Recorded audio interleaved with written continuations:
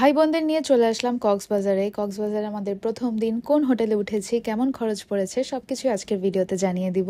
So hello, আসসালামু আলাইকুম, কি অবস্থা সবার? This is Shashi from Shashi's diary. Bus থেকে নেমে আমরা একটা টমটমে করে সোজা চলে যাচ্ছি আমাদের হোটেলে। যাওয়ার আগেই আমরা হোটেল বুক করে রেখেছিলাম, কারণ সবাইকে নিয়ে এতগুলো লাগেজ নিয়ে হোটেল খোঁজাখুঁজি করা একটা হ্যাসেল। আমরা এবার স্টে করছি ওশিয়ান প্যারাডাইস হোটেল অ্যান্ড রিসর্টে। আমি আমার জীবনে এতবার কক্সবাজারে এসেছি, কিন্তু দেখা যায় ঘুরে ফিরে পরিচিত হোটেলগুলোতেই থাকা হয়। Simon, Sea Crown, Cox Today এগুলোতে আমি বারবার থাকি, কিন্তু এবার আপনাদের ভাইয়া বললো যে আমরা ওশিয়ান প্যারাডাইজে থাকবো। অন্যান্যগুলো থেকে এটার বাইরের ভিউটা আমার কাছে অনেক বেশি ভালো লাগে, আর এখানে অনেক বড় একটা ডিসকাউন্ট চলছে, এজন্য আমিও লাফিয়ে লাফিয়ে রাজি হয়ে গিয়েছি।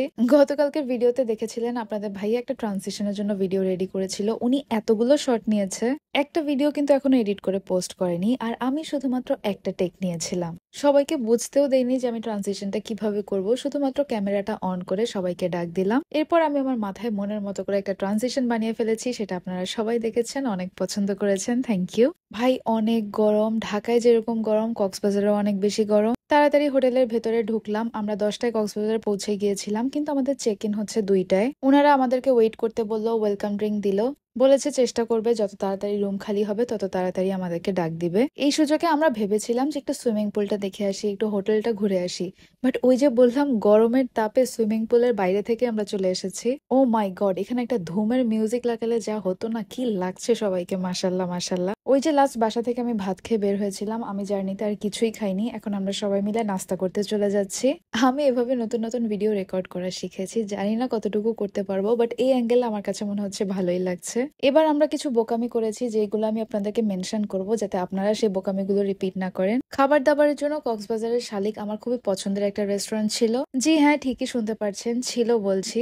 লাস্ট 3-4 বার আমি যতবার কক্সবাজার গিয়েছি আমি বারবার শালিকেই খাওয়া দাওয়া করতাম। শালিক এখন তো অনেক বড় করেছে, আগে যখন ছোট্ট একটা রেস্টুরেন্ট ছিল তখন থেকে আমি ওনাদের কাস্টমার। ওনাদের খাবার আমার কাছে ভালো লাগতো, এনভায়রনমেন্ট ভালো লাগতো, ইভেন প্রাইসিংটাও ঠিকঠাক মনে হতো টুরিস্ট স্পট হিসেবে। আপাতত শুধুমাত্র নাস্তা করতে এসেছি, আজকে কোনো খারাপ এক্সপিরিয়েন্স হয়নি, যখন হয়েছে সেই ভিডিওতে বলবো।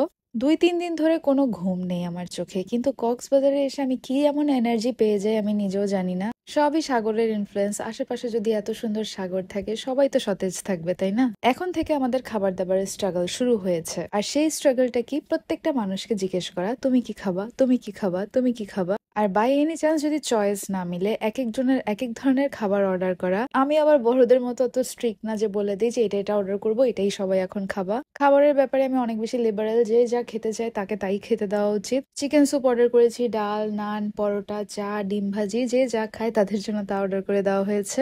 আমি আর আপনাদের ভাইয়া চাই আমাদের 3 ভাই বোন এই ট্রিপটা মন খুলে এনজয় করুক, মন খুলে খাওয়া দাওয়া করুক। লাস্টে আবার একটুখানি নান রেখে দিয়েছিলাম, যেটা চা দিয়ে খাবো। খাওয়া দাওয়া শেষ করে আবার হোটেলের দিকে চলে যাচ্ছি, কারণ সত্যি কথা দুপুরের দিকে কক্সবাজারে অনেক বেশি গরম।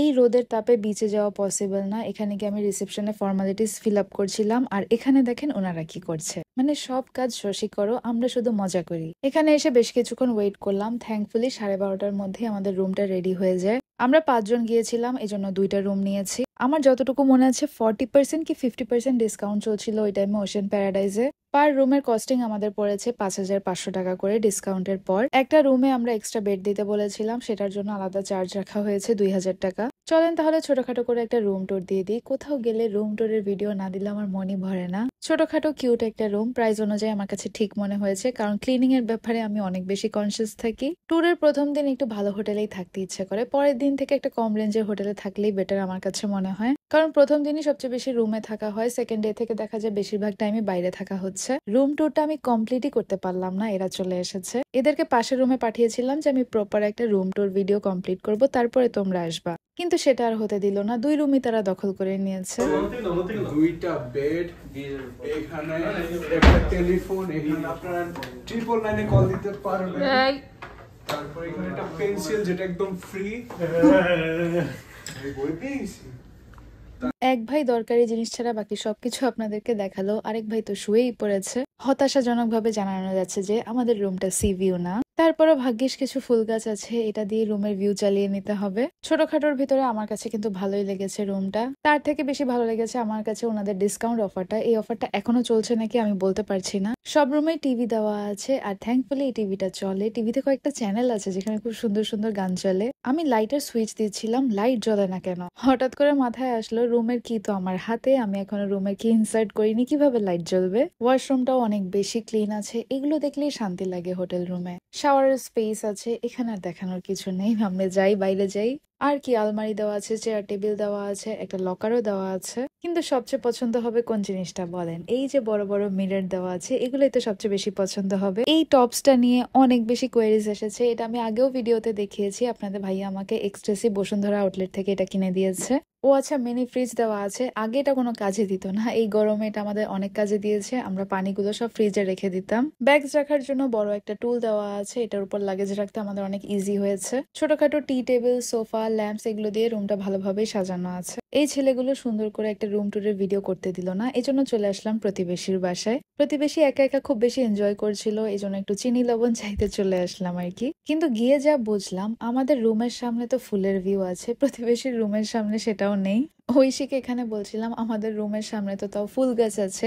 বাইরের ভিউ যার যেমনই হোক না কেন, ভেতরের রুমের কন্ডিশন সবারই সেম। ওনাদেরকে আমরা একটা এক্সট্রা বেড দিতে বলেছিলাম, ওনারা বলেছে সেটা 2টার পরে দিতে পারবে। ও ওয়াশরুমে গিয়ে কিছু জিনিস আপনাদেরকে দেখাইনি। হেয়ার ড্রায়ার দেওয়া আছে, একটা রুমে হেয়ার ড্রায়ার নষ্ট ছিল। Shampoo, shower gel, lotion, brush, সাবান সবকিছু এখানে দেওয়া আছে। এখন আমি এই রুমে চলে আসছি। ছেলেগুলোকে দেখেন, এই রুমে এসে নাচানাচি শুরু করে দিয়েছে, মানে কোথাও শান্তি নেই। এই অরিজিনাল মিউজিক সহ ভিডিওটা আমি রিলসে দিয়েছি, আপনারা দেখেছেন যে ওরা কি পরিমাণ পাগলামি করছিল। দুই ভাই 2টা বড় বড় স্পিকার নিয়ে এসে এখানে ননস্টপ গান বাজাচ্ছে। আমরা তো টেনশনেই ছিলাম হোটেল থেকে না বের করে দেয় আমাদেরকে। আর একজন শালাকে কাঁধে নিয়ে ঘুরছে। কত দায়িত্ব দিয়ে বাবা মা আব্বু আম্মু ওনার কাছে সবাইকে দিয়ে পাঠিয়েছে, আর উনি কি একটা অবস্থা করছে এখানে। আল্লাহ, কি যে করবে পুরো ট্রিপ। এত ক্লিন একটা হোটেল রুম, একদম চুপচাপ, এসির ঠান্ডা বাতাস পেয়ে আমি কি করতে পারি? আমার এন্টারটেইনমেন্ট হয়ে যাচ্ছে, আমি এমন একটা ঘুম দিলাম। ট্রাস্ট মি, এটাই আমার সবচেয়ে বড় ফান।